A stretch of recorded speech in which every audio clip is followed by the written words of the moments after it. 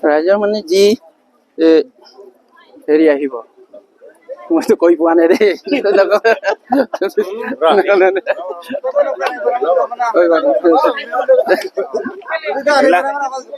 জিলাখনত কিমানখন পঞ্চায়ত আছে? নাজানো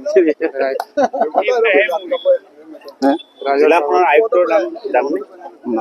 নকওঁ আৰু ৰাইজৰ কি কাম কৰিম বুলি ওলাই আহিছে আপুনি? ৰাইজৰ কাম বুলিয়ে ওলাই আহিছো। ধেমাজি জিলা আয়ুক্তৰ নাম কি?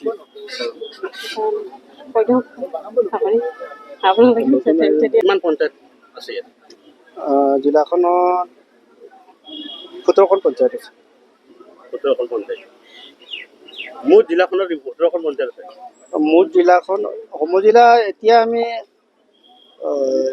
ধেমাজি জিলাত কিমানখন পঞ্চায়ত আছে? সমষ্টিত কিমান আছে? পঞ্চায়তখন সঠিকটো ধৰিব পৰা নাই। অসমত কিমানখন জিলা আছে? অসমত আপোনাৰ জিলা আছে 33খন।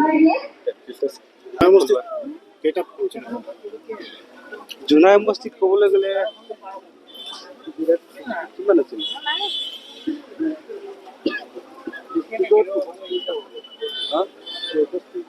65খন আছে। আমাৰ জিলাত 65খন আছে, কিন্তু জোনাই সমষ্টিত পাহৰিছো মই কিমান আছে।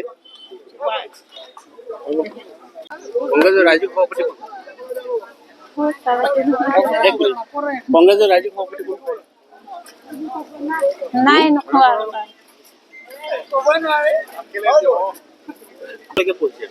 বিএ পাছ।